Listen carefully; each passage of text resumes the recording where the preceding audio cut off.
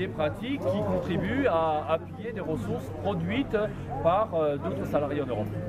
Quels sont aujourd'hui, en tant que citoyen, vos moyens d'action? Écoutez, je crois que d'abord, il faut construire une mobilisation populaire.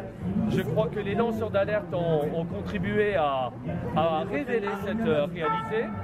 Et en même temps, il faut continuer ce combat. C'est un premier rallye citoyen où nous allons faire des étapes devant les différentes banques concernées pour dire, écoutez, oui, nous sommes tous clients d'une société, nous sommes citoyens et donc nous sommes victimes à la fois d'un racket au niveau de l'augmentation des frais bancaires et en même temps nous sommes victimes d'un racket parce que les banques, BNP Paribas a encore des filiales dans les paradis fiscaux qui privent notre pays de ressources importantes.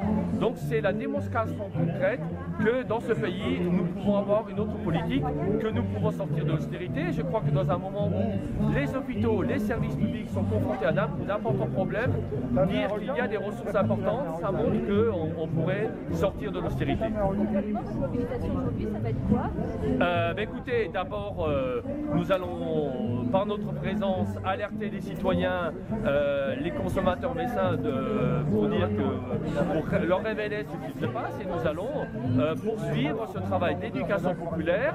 Je crois que là, je pense qu'il existe dans ce pays une majorité de citoyens qui considèrent qu'il faut faire changer le comportement des banques.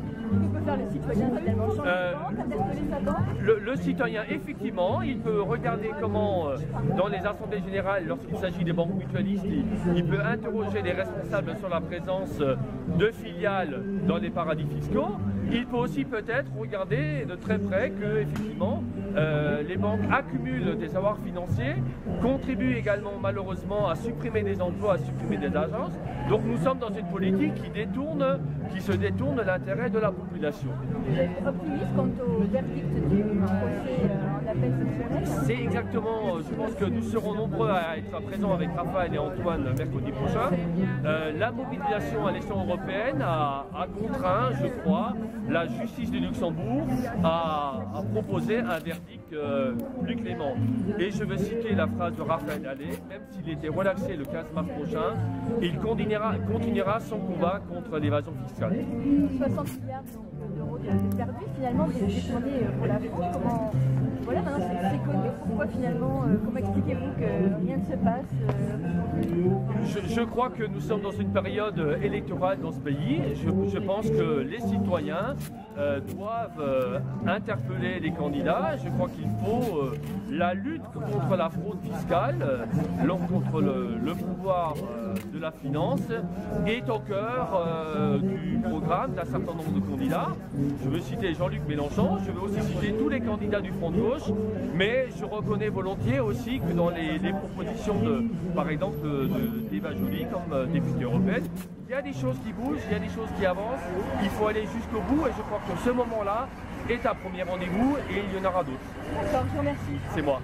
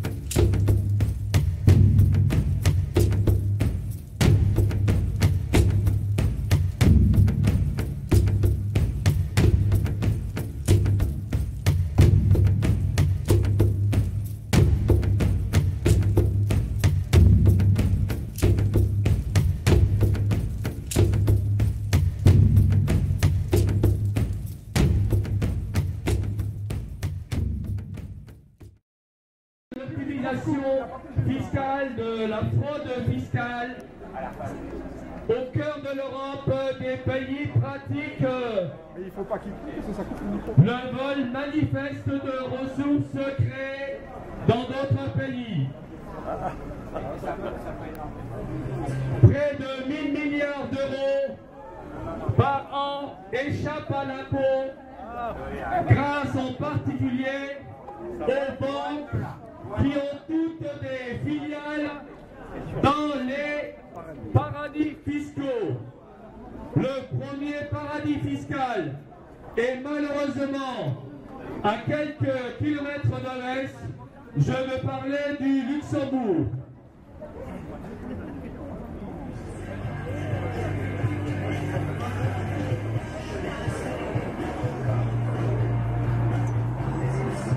Premier rallye citoyen aujourd'hui à Metz pour stopper ensemble l'évasion fiscale. Les communistes, nous irons ensemble jusqu'au siège de la Société Générale.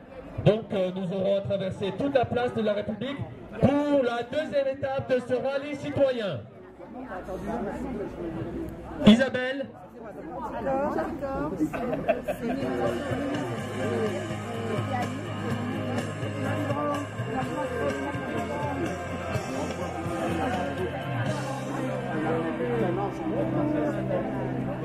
Alors, juste une petite rectification, c'est en fait Anticor, l'association anticorruption, qui se joint donc au comité de soutien de Raphaël Allais et des lanceurs d'alerte en général.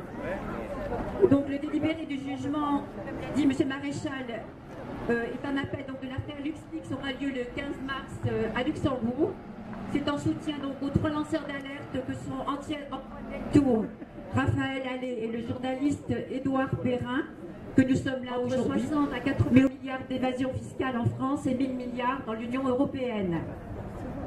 Nous sommes devant la BNP, première étape de ce rallye contre l'évasion fiscale. Cette banque détenait 200 sociétés offshore et aujourd'hui encore, elle n'a pas l'intention de fermer toutes ces sociétés dans les îles qui seraient pour elle un paradis réglementaire, alors que nous savons que ces territoires sont largement utilisés par les réseaux mafieux et terroristes pour financer leurs activités. Une information qui est peu connue en France, mais qui a toute son importance. Aux États-Unis, des victimes d'attentats terroristes auraient porté plainte contre la BNP pour sa présence dans certains paradis fiscaux et pour complicité dans le financement de leurs activités. Avec le concours d'États complices, les multinationales et les banques se sont donné des législations avenantes qui les ont rendues tellement puissantes que le sens des mots État, droit, crime, frontières, loi, souveraineté est à revoir, a dit très justement Alain Deneau. Une multinationale, c'est un univers qui fait froid dans le dos. Droits violés, terres accaparées, environnement pollué, mais c'est aussi synonyme de complot, colonie, corruption, asservissement et enrichissement. Et si l'alerte est d'abord venue des sociétés civiles des pays du Sud, les scandales politico-financiers se multiplient au niveau national, même mondial, et nous atteignent directement aujourd'hui au profit de quelques-uns. Anticor se joint à ce comité de soutien pour dénoncer la corruption de certains élus complices de l'évasion fiscale qui utilisent les institutions républicaines à des fins personnelles et s'enrichir au détriment de l'intérêt général. Nous assistons à une grave déliquescence de notre pays, gangréné par 80 milliards d'euros, qui échappe à tout contrôle et laisse libre cours à un appauvrissement synonyme d'esclavage moderne de nos jeunes générations et que nous ne pouvons ni tolérer ni cautionner. Et nous disons stop. Stop à l'évasion fiscale, stop à la corruption et stop à la complicité. Merci. Non,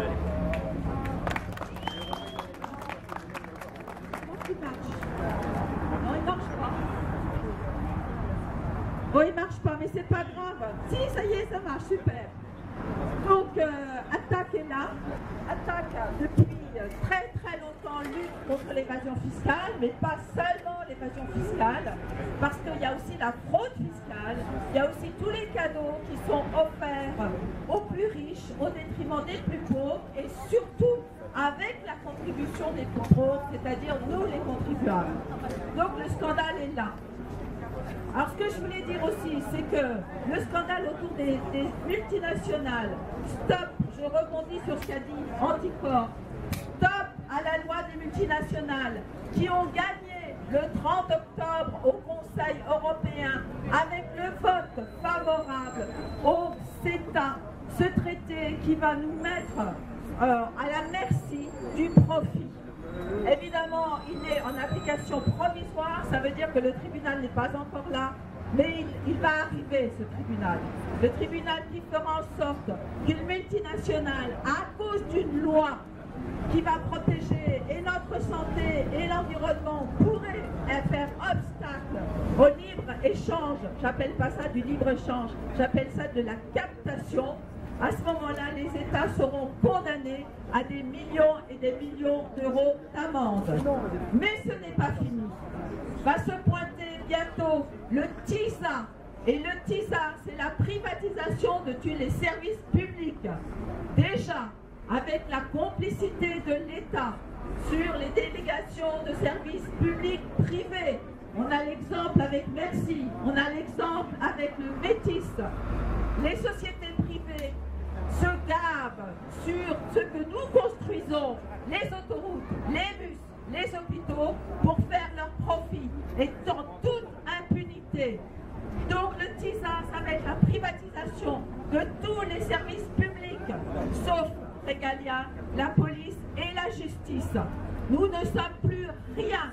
C'est la raison pour laquelle il faut que nous soyons dehors, que nous disions non à nos députés. Dites non aux députés sur le CETA puisque ça va passer à l'Assemblée nationale. Si un pays dit non, le CETA est foutu. Pensez à la Wallonie. Ils n'ont fait que retarder le système, mais le système est en marche. C'est à nous d'interpeller nos députés. C'est nous qui les élisons. Donc, voilà. Alors, en ce qui concerne l'évasion fiscale, Jacques me dit qu'il faut continuer.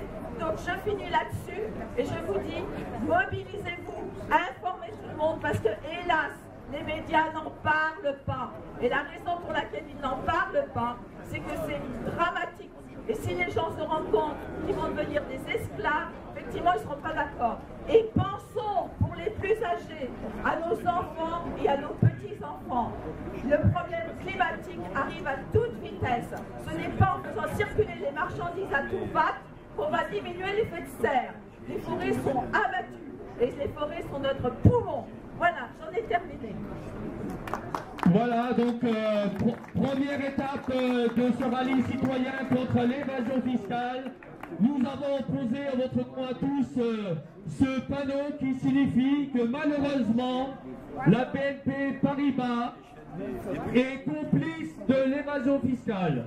Nous allons donc continuer ce rallye et nous rendre à la deuxième étape qui consiste à un arrêt devant la Société Générale pour une nouvelle prise de parole à vocation d'éducation populaire. On y va.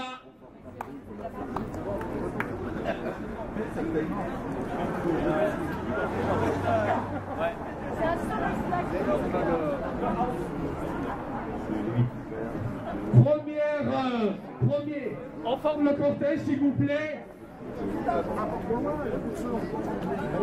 À quelques jours. Voilà.